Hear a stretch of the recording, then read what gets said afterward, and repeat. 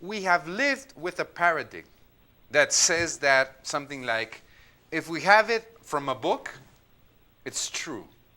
Because we assume that, I mean, if it's printed, it was read or, checked or double checked by somebody, and that it's telling the truth. And on the other hand, in a computer, you can put whatever you want in a blog or whatever.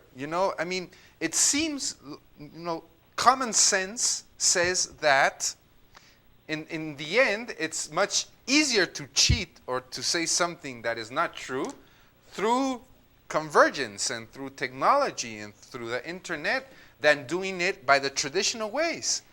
But maybe the truth built in the traditional ways, it's kind of an illusion. We trust too much in that, and maybe it's not working the way it's supposed to work. I think somebody in Chapel Hill was going to say something. Yeah, I think. Yeah, this is why I wanted to add, thinking about content being editable. I think an interesting example recently was the climate change data in Europe that was found to be tampered with and made to be. So I think that's an interesting example of just how that eradicates people's trust and erodes people's trust when something like science that you would think that we could trust something like that, but we could see that there's profit motives behind all of the data that was being published about climate change. So content, the trust behind it kind of fell down. Yeah, very good. Certainly trust is an issue. Just like Enrique just mentioned, a book, if it's in a book, well, a book comes from a system of printing and it's very expensive, therefore it must be true. If there's a technological stamp or element in it, well, it must be good. So we are confused a lot, but we can also, disbelieve or not, based on the overflow or well, it's pretty easy to say no, or it's pretty easy to say no, I don't trust that, especially when you're receiving so much information from so many directions. So yeah, trust is a major issue, and that it reminds me of something we'll be talking about in a couple of slides. Take a look now at this silly one. Were you going to say something? What? It's okay. Okay. Go ahead. Just about what you were saying about Wikipedia and the British, that, well, as I don't remember if it's in The World is Flat or the other book, that it says that, well, everyone has the access to upload information and etc. Information is getting richer, it's getting better, because now everyone from worldwide can like participate in it. And before it was like just one person or a few, a little group of people could were able to like create the information and the knowledge. So now everyone is like making this knowledge for everyone, and that's why I think Wikipedia and the British are not so different, because people are getting together their knowledge and making something better. The level of cooperation is pretty admirable with Wikipedia, and then all the other things where people can find information.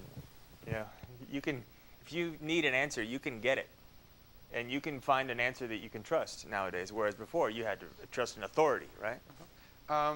Some years ago, I would ask students to look at the encyclopedia, an article there that of some subject they really knew about.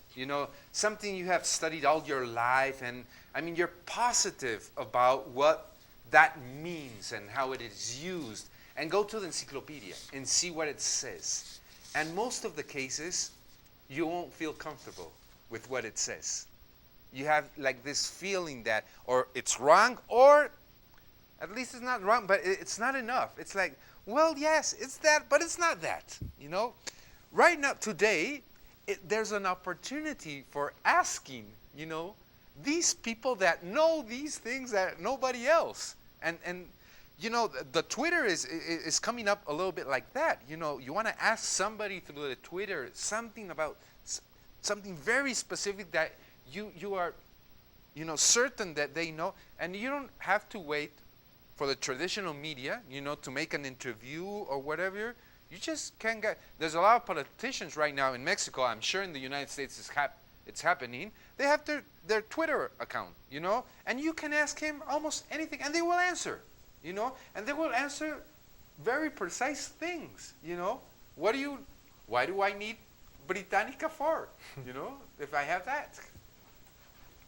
All right, I want to hear some answers here. Content that is ready for translation, and to explain this better, look at the images. We have, Star Wars the movie, Star Wars the product, Star Wars these people who get together on weekends and play with their lightsabers. It's a culture, apparently. So that kind of content translates into many different manifestations. So someone answer, or whoever I assigned number 7, content, ready content for translation into any form, and then think of Walter Benjamin's idea of the aura. Who had this one? Was it someone in here? North Carolina, was it someone there? No. Okay, well, I'll leave that there because perhaps it's one of these people who are absent today. What about number 8, convergence and democratic participation? What's the issue there? Who had number 8? Aldo? Go ahead.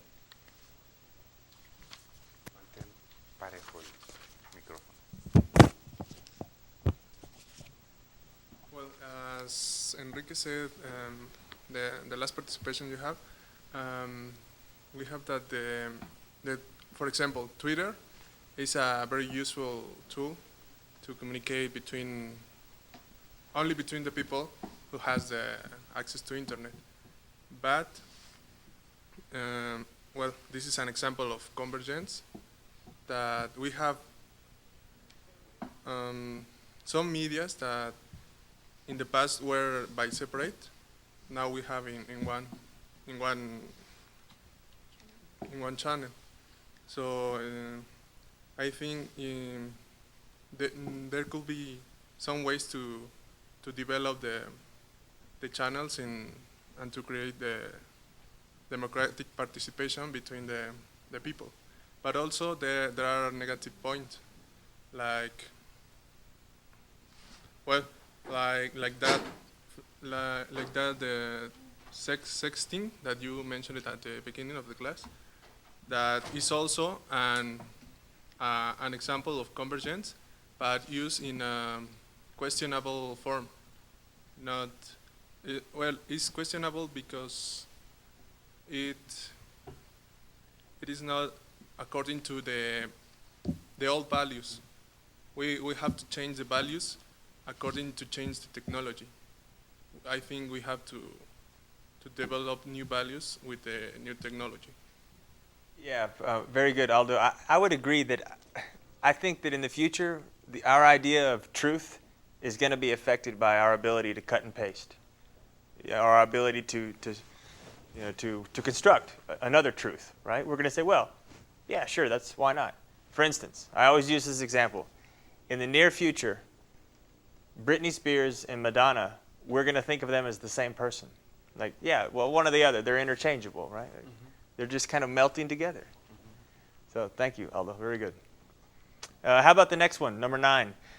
What's happening to news? What are the characteristics of news in a converged world? We've talked about this a little bit, but if someone would like to add something further. Who had this one? That was me. Go ahead. I wasn't.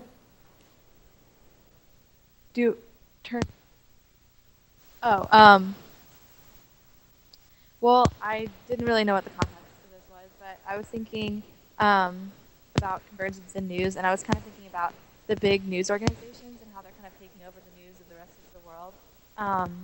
And like as we converge even more, it's kind of all just going towards the most powerful organization, which right now are American for the most part.